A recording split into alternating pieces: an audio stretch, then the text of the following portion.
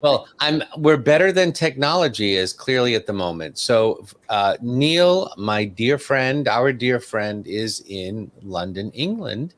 And about 20 minutes ago, he messaged me and said, I'm logging on. And that was the last we heard of him. Haven't seen him. And as far as I can tell, he has not read any messages since then. So I'm sure he's trying to get logged in from England, and hopefully as soon as he's in, he'll join us. But we're gonna keep up. I mean, the problem is that he's a brilliant man.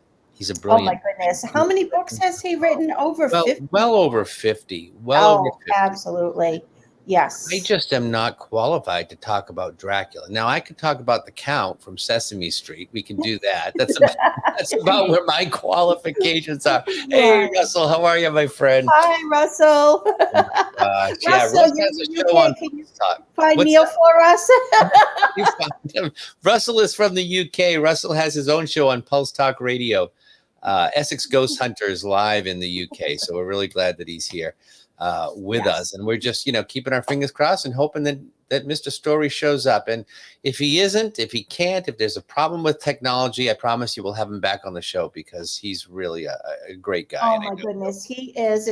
First off, he is probably one of the nicest men I've met in my 67 years on this planet. Just a very, very nice, kind gentleman and absolutely brilliant. So smart. And I retired from 30 years of working at MIT, so I know brilliance when I see it. Not that I am, but I can recognize it. You can see it from afar. Brilliant. I get it. Yeah, I see it from afar. Exactly. Absolutely brilliant man, and just so much fun to be around. That's the other thing. So I need to tell the story. Julie and Neil and I, along with a few others, Andrea Perrin and a few other people, were in Scotland together at Donnybridge. Now, Donnybridge is the site of so Russell is just saying that Neil lives in a place where the signal is very bad, so hopefully he will get it sorted. He's in Norfolk in England. We're going to just kind of we're just gonna play it by ear and see exactly. Yes. So anyway, we'll see how that goes. Anyway, we're in Donnybridge looking for UFOs with Andrea Perrin. And this man comes and he pulls up in a car. And what did he say to you, Julie? He pulled up in a car and everyone kind of shied away from him. And I just sort of like leaned over to chat with him. And he said, what are you folks doing? And I said, well, we're paranormal investigators. That woman over there is the Andrea Perrin. And I said, we are searching for alien life forms. We're actually looking for UFOs. Well, he looked at me and he pointed out, I don't know, east, west, north, south, whatever. He pointed out to a field and he said, that's my farm up there on top of the hill. Look over the hill and you will see them. And I said, because I thought he was going to think that we were crazy people. And he started an entire conversation with us about he sees them all the time over the hill. And he said, as a matter of fact, I've just come down from my farm because I have some cows in the lower field. So I came down to tend my cows. So we were chatting UFOs and he continued to tell me about his experiences. And then he said, I have something in my trunk that I've been holding on to for a very long time to give to the right person. Now I'm a city girl. When a guy gets out of his car and he says he's going to open his trunk, I run. But I thought, lots of people around. It's cool. All right. He pulled out this beautiful hand-carved walking stick. And he told me that the walking stick was over 70 years old. It had belonged to an older gentleman who had passed away, and he gave it to him and said, you'll know the right person to give this to. And he handed the walking stick to me and he said, and you are the right person. So here I am standing on Donnybridge and I'm taking this walking stick from this stranger. And all of a sudden it was just kind of like we were best buds. It was amazing. Yeah. Well, and then we got on the motor coach and we're traveling through wherever we were traveling through. And Neil tells the story of the demon witch stick of Donnybridge. Yes.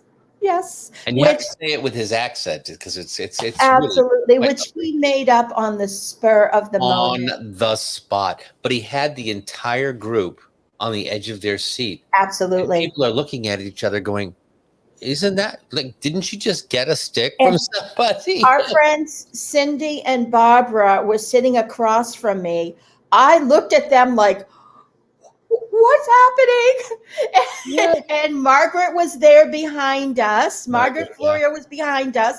And I looked at them and they all just went, oh my God. The demon witch stick. It was amazing. And And this is then why he has 50 some odd books, because it just flows like it water. It just did. flows, you know? It was honestly one of the high points of the bus rides. It was just absolutely amazing. I mean, to the point that he turned and looked at me and I just looked at him. I said, "Bravo, sir. Bravo." It was The great. thing is he's just such a brilliant man, but he's so kind and he's so, Yes. he's just a lot of fun. He's It- just has a fantastic sense of humor. So, I keep looking. We're going to see. He has not read my message. My sense is he's having a heck of a time because, knowing Neil, he doesn't not show up. He would at least get on Facebook and say, Exactly. or message me and say, listen, I can't, you know what I mean? The link doesn't work or whatever. So I Yeah. really think it's a question of Connection. Absolutely. connectivity right now. Yes. So we're just going to keep going. We're going to keep chatting. That's it. So, So Scott, you have something big. Let's chat about your weekend coming up. I have You a are great headed weekend. to the Bell Mansion, and be careful. I need to be very careful now because you're going to be working with some of the big names. I am going to be attending with some of the big names. So I don't know how, yeah, let's be honest. That's not kind of like let's not lie to our guests. But so here's the thing, people, right? And I don't know if Maggie knows, and people that know me know, I have been involved with funeral service since 1983. It'll be 40 years next April.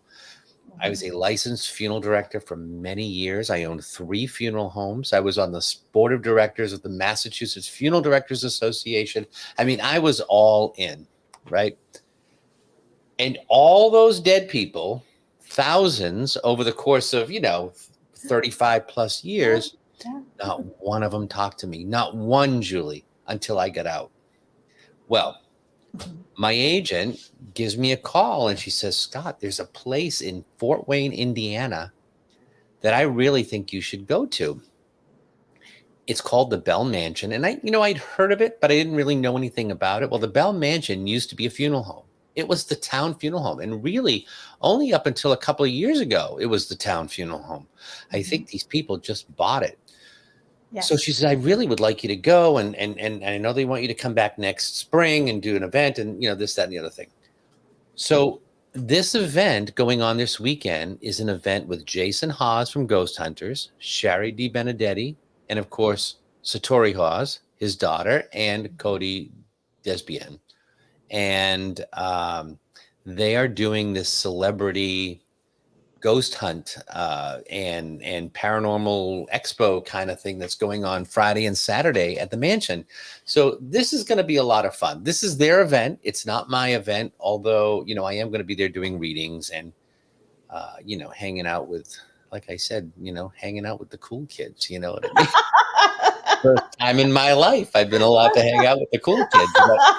But yeah, it'll be great. And I don't know if you were there or not, but I did get a chance to meet Jason when we were in Michigan together. We did. Yeah, we met Right. Jason, and we've been friends with Cody and Satori for a few years for now. a while now. Yes, Yeah. yes. So it'll be fun to see them, and I think that'll be We really also great. met Sherry. Yeah, We were you went talking- back to the room. Remember, you went back to the room, and No, but I met her. We met her that day. I met her during the day because we were talking about the Italy trip that she's going to be going on with Maria. Okay. So Was maybe I you there? weren't there. No, because I did talk to her about that, but I don't think you were there. It was at night in the casino when we were there. I Okay, didn't and I get a chance talked to to her talk. during the day. So Ah, okay. Yeah, yeah, yeah. as people can see, we are not conjoined. We do go off on our own at times. So yeah, I had a nice chat with her during the day. And she and I are basically almost neighbors. So it was kind of You're neat. all from our area anyway. I mean, Yes, within, but I mean, like literally. our cities are conjoined. So yeah, so I didn't we know are you had a city. That's we are awesome. physically close to each other. See, I Yeah. don't have a city. I'm not that. You have a city. She's got a city. I can't even afford a closet, you know, but I'm happy for you that you have your own city. That's awesome, Julie. Yeah. It is. It's Julieville.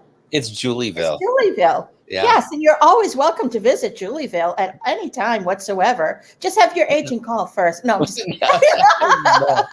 Oh my God, I'm telling you. Yeah, so that's this weekend, and I'm so excited that I get to go down there. I'm flying out on Friday morning, and I meet Greta. I think well, I should be there. I'm flying into Cleveland a little after 10. I get in, I think, and then I drive to Fort Wayne, which I bet you that's a ball of fun.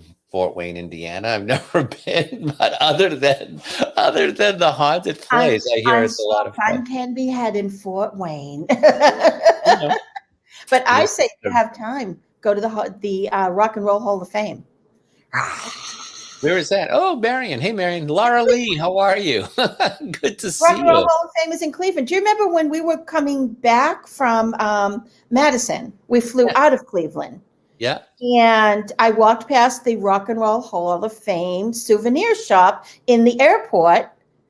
And Oh, at the I airport in made a Cleveland. right and you kept going and you're like, where are you? What are you doing? I said, how can I walk past the Rock and Roll Hall of Fame souvenir shop? So I bought a bunch of stuff. Yes, I do remember. And then I went back and I got something because I needed to You get something did, for my son yes. Nicholas. I Yeah. can't even remember what it was now, but I did. Right, exactly. And I God didn't have my forbid you go glasses home on. without it. I bought them. That's right. You came in and I said, check out this cool mug. It's 75% off. And you looked at me and you said, you may want to put your glasses on. I think that's 15% off. That's right. Yeah, I bought it anyway because it was But very cool. anyway, why not? What the heck? Yeah. So yeah, so that's where I'll be, and then I fly out later in the afternoon on Sunday, and I think it's just going to be a fun weekend. It's going to be a lot of stuff going on. Oh, it's going to And be the great. woman, and I've not met her yet. I am going to meet her this weekend too. Her name is Kenna. Kenna is the woman that runs the Savannah Paracon, so she's going to be there too. She's going with my agent, and she's going to be up there. So I get a chance to meet her too. And I hear she's really great. So should Cool. be a Do you lot know of when the Savannah Paracon is? when it is. I think Yeah. now I asked her. I think she said, excuse me. I think she said it's in September of September next year. So it's still a ways off. It's 2023. still a ways Oh, off. Yeah, okay. Right. Well, it's no one wants to go to Savannah in July and August because it's so hot. except for the people that live in Savannah. Well, they're used to it, I'm sure, Though, I don't know. I mean, people say, you live in the Northeast, you must be used to the cold. I'm never used to the cold. Never, that, ever. that's true. And I prefer the cold. I don't like the heat at all. Don't like the hot stuff. I mean, I complain when I go into my freezer to get my ice cream. I mean, I can't stand being around it. I just hate being cold all the time. Yeah, this is true. Yes. Yeah. But you also don't like to be really hot either. You don't like the humidity. Oh, that's because I've never been hot, Julie. I've been moderately attractive, but never hot. Well, I was extremely hot in my young years, so that this I know. But well, see, we should be living in Hawaii. It has the perfect climate. San Diego does too. San Diego's pretty amazing. Ah, okay. See, Marion hates the cold too, but Marion likes the heat. See, I don't mind the heat. I'll take the heat all day long. I don't want to be in my house and be warm. I can't stand it. Like I need air conditioning in the house. I don't want to That's be. fair. Yeah. That's why I ghost hunt. It's all those cold spots. As you walk around the house, it keeps you nice. Well, when we were at the Oliver House over the summer with Brendan and Janelle and Barbara and Cindy and her nieces, and it was that really hot spell that we had. And it was, I mean, heat index was well over 100 degrees. Here it was in the 90s with the heat index hitting 100. And we went to the Oliver House, and Christy, which I hope Christy's doing well. Christy was there, and she even said, "Oh my gosh, guys, I have all the windows and doors open. It's so hot up there." And Julie, you hold that thought for 1 minute. I just got a message from Neil. Oh. And the message is his computer has decided to run an update. Wonders of technology. He's still alive. He'll be on. We're just going to keep going. I think eventually you'll see that mustache pop up underneath. And there we go. Perfect. Perfect. So great. Yes. Yeah. So we were all hoping for cold spot. We're all looking everywhere for cold spots. It was so hot in the Oliver House that night. Speaking of cold spots, this is all fun and games, and we could talk about this for a minute because you and I just had this conversation over the last week. We go ghost hunting. We find things but there's an element to this, right? Where you have to be careful. There is an element. It's funny because I ran into someone the other day and she said to me, "Oh my God, I need to talk to you because my granddaughter wants to go ghost hunting and what equipment should I get?" And look who's here. It's Neil. Storey. Let him come live. I see him there. I see him and boom, he's there. The man. How are you? Hello. Hello, everybody. Hello. I'm so sorry. Don't be. It's one of those delightful moments when you've been ready all day, and when you're just getting into it already, and the computer says it's time to update. Isn't that great? I told Julie before you come on that I'm not smart enough to talk about Dracula without you. So we were talking about the Count from Sesame Street. I figured that's about as good as I could do. Yeah, well. Yes. One. We had an election here last night, so we enlisted him to do all the counting, Yeah. So, Neil, so good to see you. It is so good to see you. Good to see you, and thank you for having me on the show. It is such a pleasure. We were just telling our guests about the demon witch stick of Donnybridge in Scotland. Do you remember the demon witch stick? And you told the story of the demon witch stick. Those people there have been cursed with that stick. Yes. For roughly 100 years since the witch's cottage burned down. And the only thing that was untouched was this carved stick that had driven the people into misery, brought death on the village, plague, and a particularly nasty bout of boils on their bottoms. And they wanted to give it away, but no local would take it. And luckily, a group of foolish Americans that knew nothing of it, they were innocents, poor things, were inveigled by a very charming local to take away this stick. And as we were driving away, we even passed a hearse. The thing was damned. I'd no idea what happened to that group of Americans or where the stick is now, or the mischief and hell that it is unleashing on other people. Maybe it's transatlantic. I wouldn't want to get in an aircraft with that thing. Whatever would the person that was given a stick like that do with it? Perhaps that Julie's single, so you never know what she'll do. Perhaps that person accidentally left it in a hotel room in Scotland because she was smart enough not to want to get onto an airplane with the demon witch stick. This, my friend, is not just a hat rack. So Mr. Stoker had a birthday recently, Brahms, didn't he? It was yesterday. This week? Yesterday, right? I knew it was just this week. Yesterday would have been his birthday, and he would have been well over 100 years old. So happy birthday, Bram. Usually toasted with red wine, but I must admit, I'm on water tonight. And our friend Maria is in Romania right now. Our friend Maria. It's midnight. It's late. Yes. Yeah. It's late. Mm. Maria is in Romania. She's visiting Vlad's castle, celebrating the birthday of Bram Stoker. As we speak, they've been there. So she's having a great... that Bram never did in his own lifetime. I'm sure in spirit form he has often visited, but in reality, when Bram was writing his books, he loved to go to libraries, and he was actually inspired when he was creating the story by a female explorer, believe it or not. Her name was Emily Gerard, and she wrote a wonderful article.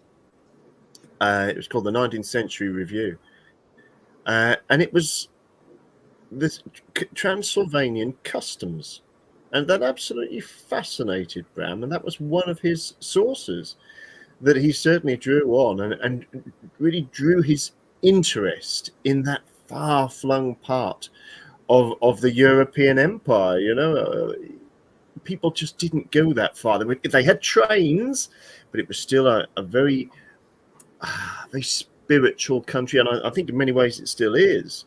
But it was mists and folklore and mountains, somewhere very removed from the Victorian Britain, this advanced industrial place that he knew.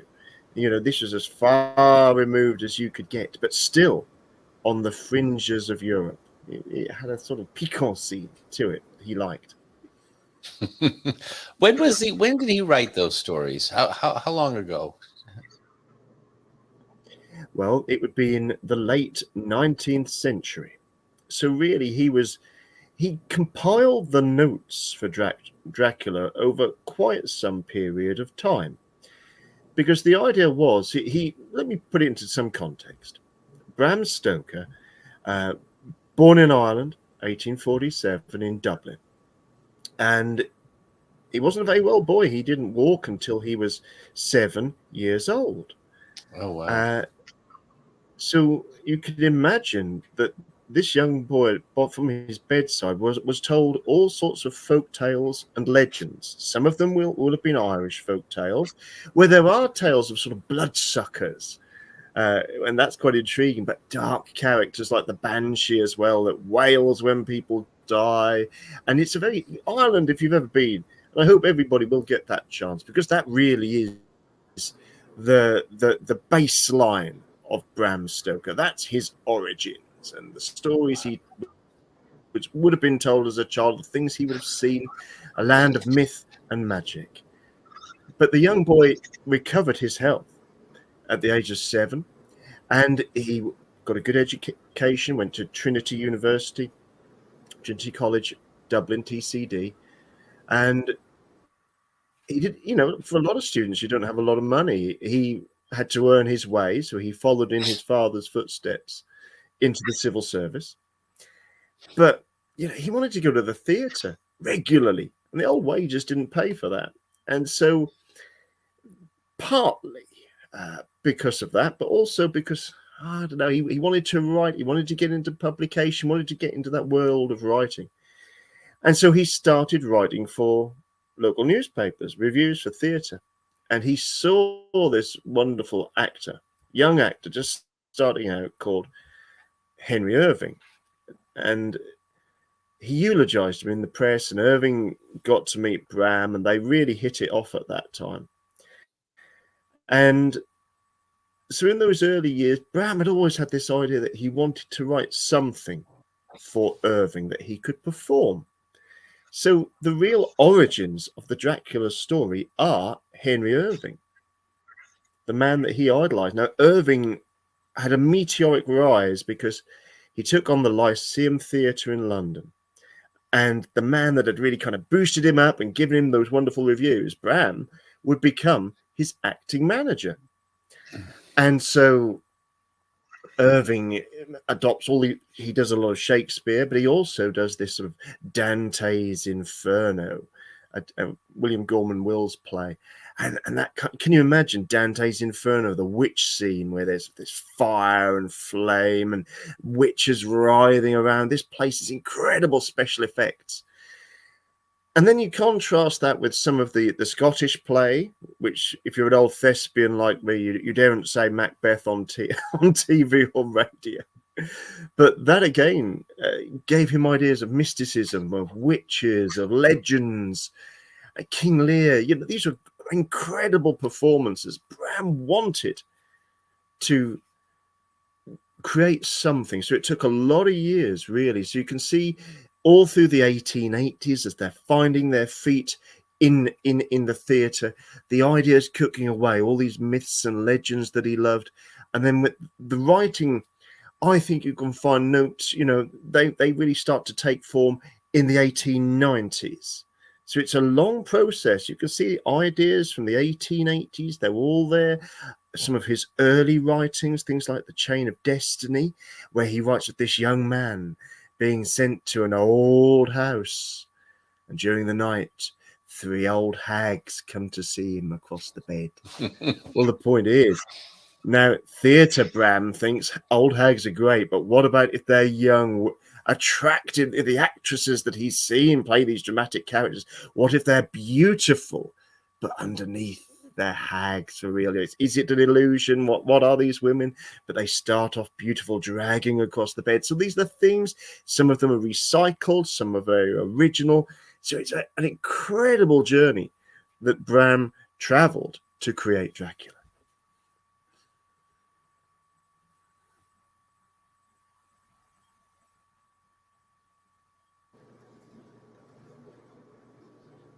Again, bravo, sir. You have us mesmerized. Well, it's not my writing. It's the man himself. It's Bram Stoker. And I think, the legacy that he leaves us is this, that we would not have the modern vampire genre in film, in books, in TV, on stage, if it wasn't for Bram Stoker. Before that time, he was often seen as this rather stinky. Vampires were smelly, they were uncouth, or they were somewhat fey, somewhat fey gentry in dusty old castles.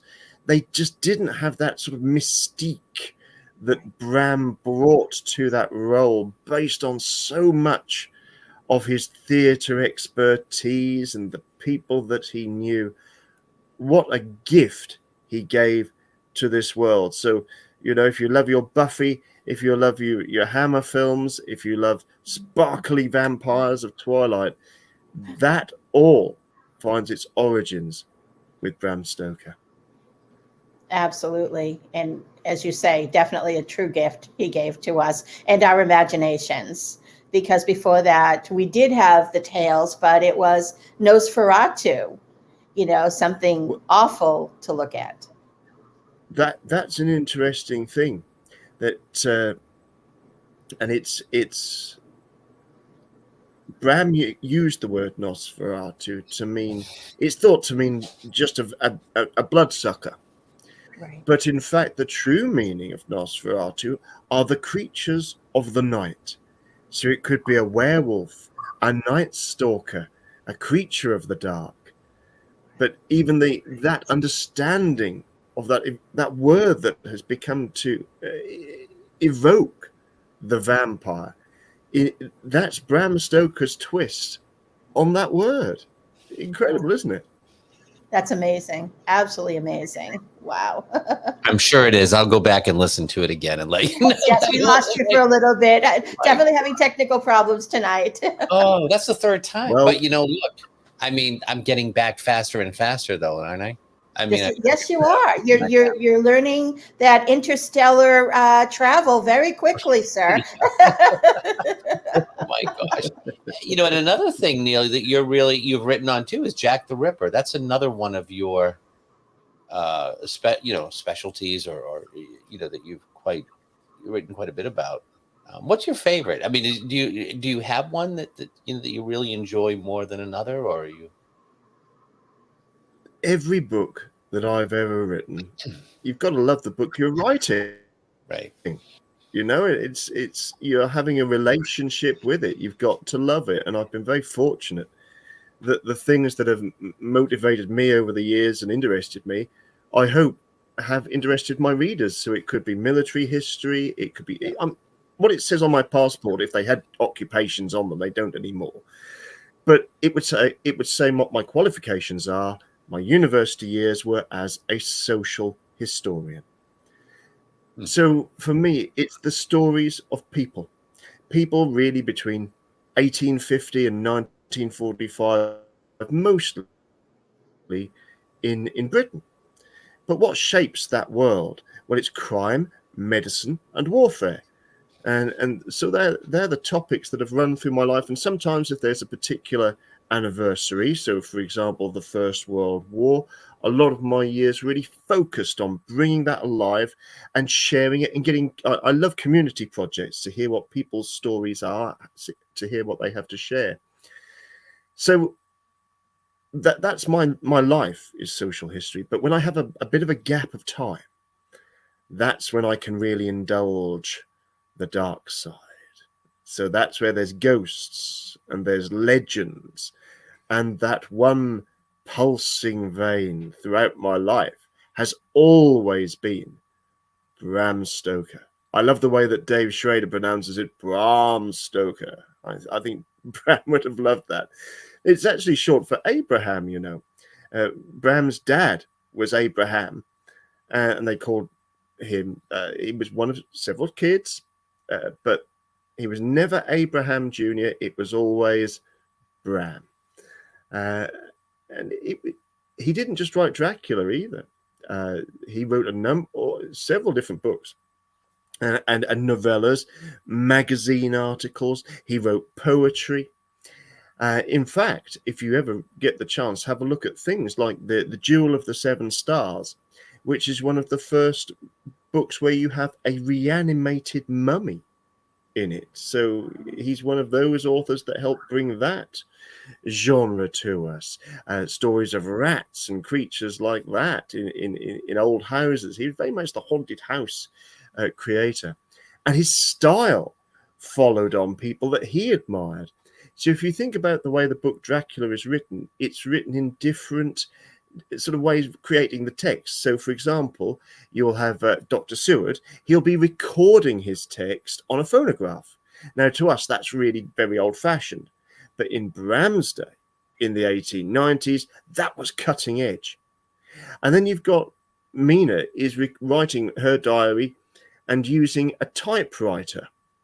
And that was also seen as something very new, particularly if you had a travel typewriter. For a woman to be, oh my goodness, that's really, that's cutting edge. And I think, talking to feminist historians and women who just enjoy good books and literature, they say that Bram's female characters don't seem to be weak. They're very strong. Mina is a strong character, and he wrote very well in the voice of a woman. And it's quite interesting as well that when he was creating his notes for Dracula, Bram he stayed in places like Whitby. That was a great inspiration to him. He'd been recommended by one of his friends from London, go and stay there, go and stay. And so he did, and he stayed. If you ever get there, and I hope a lot of you do get the chance to go to Whitby, because it's very unspoiled. On the West Cliff, that he stayed in that area in a place called the Royal Crescent. And in fact, the room that he took for him and his family, the rooms, you can actually rent them. You can stay in Dracula, Bram Stoker's view. And so he would walk out from the Crescent to the West Cliff. On the West Cliff, it's on a lovely high ground where there's a bench preserved, one of the old ones, just like Bram would have sat in. And if you sit in that bench and you read Dracula, and when I take my wonderful groups from all over the world to go and visit that place, I'm not a tour guide, but I'm a historian, and I love to share the stories. And I will get my battered paperback edition of Dracula, and I'll read the description of Whitby, of the tiled houses and the old abbey and the mouth of the river that goes out to the sea. And Bram described it so beautifully just in his notes that they are just about verbatim lifted from those original notes into the book that is Dracula.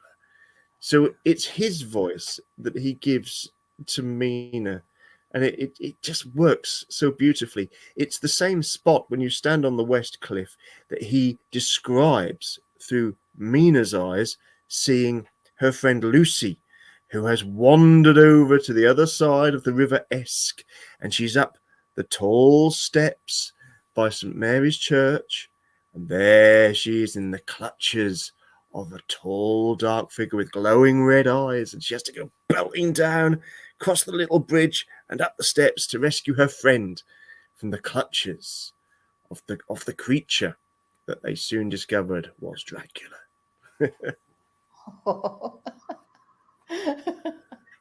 No, Scott, you're muted. Scott. I am. There we go. There Okay. we are. There we go. Honest to goodness, I swear, Dracula or some being is in this with me tonight playing around. This has been the strangest thing. Oh my gosh. Somebody's asking. We've all been doomed by tech. Probably. Absolutely. Yes. Yes. Well, as we always used to say, technology is wonderful when it's working properly. When it works. Yeah, for sure. Any tales of Jack the Ripper? Someone would like to know. There are. There are, and thank you for that question. It's interesting that over the years since 1888, the autumn of 1888, that's known as the Autumn of Terror, there has been a synergy that's become known to more modern readers and crime historians as the sort of Jack and Drac syndrome, which is where if you think of Jack the Ripper, how is he stereotypically dressed? So it'll be the top hat, it will be the long cloak, it will be evening dress. And then you kind of get the synergy, well, how does Dracula dress? And you think of the wonderful performance you see from Universal Monsters back to Bela Lugosi. And then that's reaffirmed with the incredible characterization by Christopher Lee. That again, it's the evening dress, the long cloak. So it's very Drac and Jack. Now, for a while, all of us in the world of Jack the Ripper and Dracula got very, very excited because the late, great Richard Dolby, a wonderful man, he had obtained a copy, an Icelandic copy of Dracula, which translates to The Powers of Darkness. And in it is a foreword. And the foreword purports to be by Bram Stoker himself, in which Bram says, yes, I've created these stories, but it's also out of the crimes, the murders that took place in London in recent years. And, it implies the crimes of Jack the Ripper. And we all thought, wow, this translation, it's nailed it. It's revealed it. But trouble is, and you have to be a big boy or girl sometimes when you carry out this research. And I've read an awful lot of manuscript letters by Bram Stoker. And in fact, Bram's writing was writing so fast and so many letters every week. He was very, very crabby handwriting. And even dear Dacre Stoker and I both agree it's called Stoker-ese. And there's very few people that can read it fluently. So in Stoker-ese, I've spent quite a lot of years translating these letters. And Dacre's been absolutely wonderful as well. And the fresh eyes of many a friend when I say, what's that? What's that letter? Or what's that word?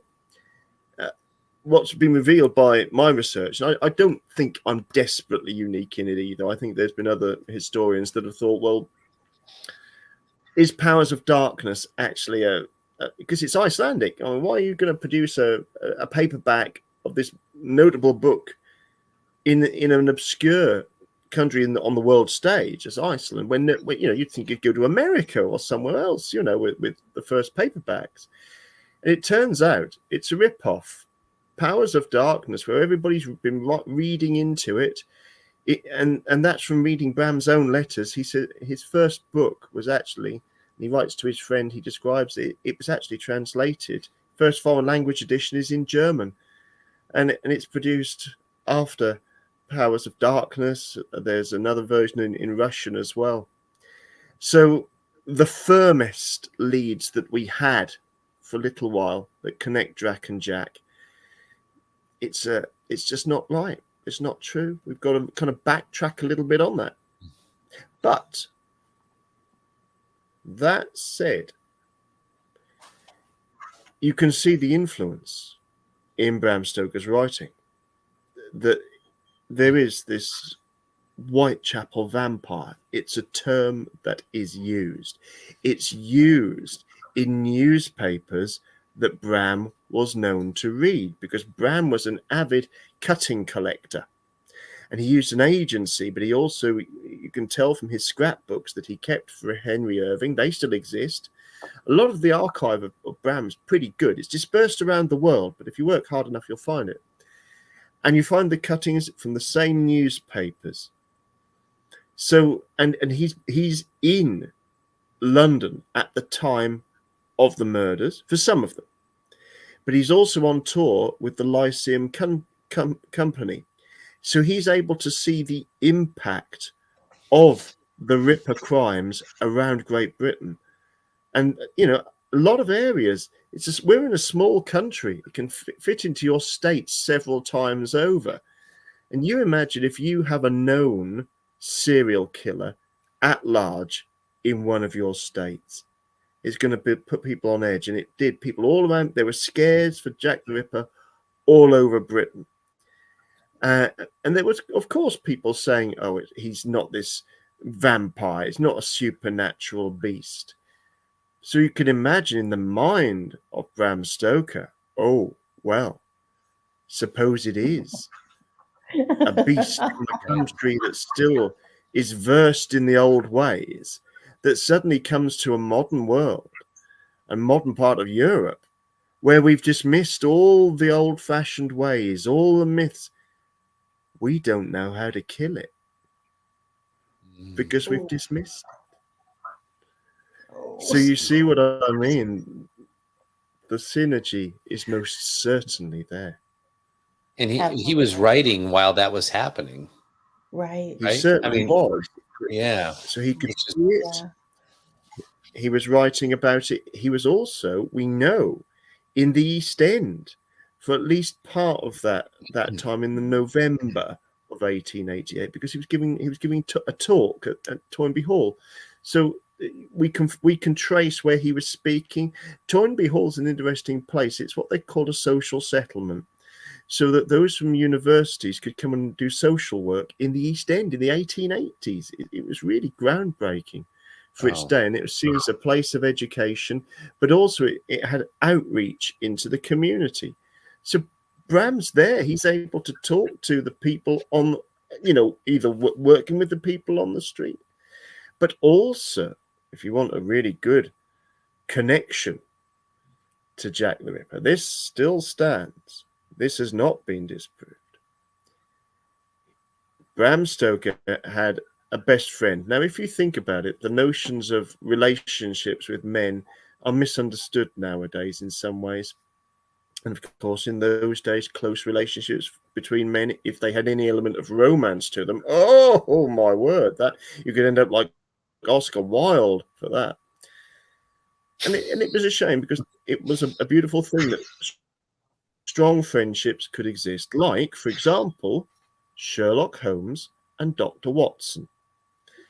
Nobody thinks twice about that, but they're two men going off on adventures together. And this is very much the relationship between Thomas Henry Hall Caine, who's an almost forgotten author nowadays, who was the first man to have published and sell 1 million books in the English language. Next to nobody very few literate people have a Hall Caine on the shelf anymore, because it was filled with kind of Victorian, very nostalgic love triangles, stories with a religious message to them that just didn't work for more modern audiences. But he was great in his day. And he was way up there when Bram was still on his way up. But and Hall Caine had dedicated books to his friend. So when Bram came to publish Dracula, there's an unusual dedication in it. And it is dedicated to his dear friend, Hommy Beg. And people think, what on earth is that? Is it an Eastern potentate's name? Is it a code? What is it? Well, it's actually Manx. It means little boy. Tommy, Hommy, that was the name that little Tommy, that Hall Caine's Manx granny gave to him when he was a little boy, Hommy Beg. And I've even found the letters where Bram Stoker checked about the dedication there. As I say, I'm not necessarily unique, but I was the first person to see the entire Hall Caine archive on the Isle of Man, to see it after its release. And in fact, I opened some of the last letters and notebooks as they were accessioned. And I waited 10 years to gain access to that, because it wasn't embargoed, but there were family members alive related to some of the stories in there, that they needed to let them pass away so that everything could be open. And then they had to catalogue everything. So it was a long journey to get access to those letters, but they're very special because of the insight. Now, really? Okay, we've got Bram Stoker and we've got Hall Caine, two dear friends. They write regularly to each other. They go on tour. When Bram's on tour, Hall Caine will come and find him. They'll stay together like they did in Edinburgh. And they looked out across Princes Street and they saw Edinburgh Castle. And that was one of the inspirations for Castle Dracula. It's all there. Of course, we mustn't forget Slane's Castle, which is where Bram went alone and had that wonderful experience of seeing that too. So he drew on many threads. But I must not get too distracted from this story. We've got Bram, we've got Hall Caine.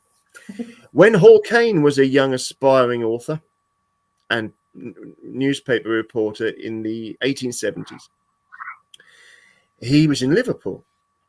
And at that time, there was an American, well, he's actually an Irish-born, raised in America, quack doctor by the name of Francis Tumblety, who had come over from America and was plying his wares in Liverpool. And the two got to know each other and wrote to each other. Francis Tumblety was, in Great Britain, you've got the police, and just above that kind of level from national security, above the police, you've got special branch. And it's mentioned in some of the Ripper films. I mean, these are ultra national security fellas. The number one special branch suspect for Jack the Ripper is Francis Tumblety. Wow, interesting. Wow. And in fact, the only senior police officer to stay in post before, during, and after the Ripper crimes is Inspector George Littlechild. And he named him, it was just, and that letter naming him to George R. Sims was discovered by my dear friend Stuart P. Evans, who wrote a book called The Lodger, which was the first to explore Tumblety as a suspect. You have to remember, this is before the days of online newspapers. So, Paul Gainey, that worked with Stuart on the book, came over to America and had to delve into newspapers. Now, what you can do at a click of a button is incredible. But it was groundbreaking, well over 20 years ago now, that letter came to light. So you could imagine that there was an intimation that Hall Caine was a friend of Bram Stoker. There was a book published which looked at Hall Caine's life. There was a mention of Tumblety in there, but the author couldn't gain access to all of the letters. So I just have to keep watching and waiting. I would have never dreamed that there were not just a few, but tens of letters written by Francis Tumblety to Hall Caine, which show and it's not just my opinion, they've been sent to a forensic document examiner, so not just a handwriting expert, but a genuine expert witness called Ruth Myers. She works both sides of the Atlantic. She's on the register of experts, and I got her to use her modern techniques to examine the letters, because the handwriting looks different, and we knew that Tumblety used to dictate letters, but the thinking is it's all in his hand, because he was crazed. He's thought to have suffered from some sort of syphilitic condition. He had a terrible hatred of women, and he was known to have a collection of women's uterus preserved in jars that he would show people to express his revulsion of how awful women are. And this is a well-attested story. Neil, I'm going to just stop you for just 1 second. We really only have a couple of minutes left in the show, so I just wanted to just take a second. I know we just love chatting with you, and I hate to even stop the conversation because it's fascinating. Maybe we can have you on another time, but I did want to just take a minute just to thank you for being here and for staying up, because you should be in bed right now, rightfully so. What time is it over there now? Now like 1 a.m? Oh my gosh, it's almost 1 a.m. where you are. Next week, Neil, we have a couple coming on our show who bought their dream home with their family. They have their children, and they bought their dream home. They started doing renovations on their dream home, and then the haunting happened. It's a modern day Amityville. It's a true story. They've written a book about it, and they will be on our show next week to tell us all about their nightmare. And they finally got to a point, in order to protect their family and themselves, they ran, they took off, and they left, and they never went back to the house again. So, and I sort of, I met these people. Interestingly, I met them back in September, I think. We were in September, yes. September, and asked them to be on the show to tell their story. So it should be really fascinating. Yeah. Neil, tell us, do you have anything coming out, books, anything like that? Yeah, funny I agree. You should say that. Funny you should say that. In the new year, some of the discoveries that I've made over the past few years into Dear Bram, I've got what is recognized as one of the largest collections of Bram Stoker material now in private hands. A lot of them have now gone to universities. Quite rightly, that's where mine will go in the end, but I'm still collecting, and I've got my brand new illustrated biography of Bram Stoker that will be published next year, so that the world can enjoy his story and things that have been buried away in archives for many a year. Fantastic. Neil, absolutely. Please check out Neil's story. You can get there's a lot of books. He'll keep you up for hours, watching days, months, years, reading all these stories. That's it. Thank you so much for being here, everyone. Have a wonderful week. We'll see you next week. And thanks so much, Neil. It's been a pleasure. Bye-bye, everyone. Thank you so much, Neil. Great to see you again. Thank you, friends. God bless America. You have been listening to The Paranormal Project with Scott Allen and Julie Finn. Be sure to subscribe so you don't miss the next episode. While you're there, leave us a rating and review so others can find out about the show. Stay haunted and go out there and explore the paranormal.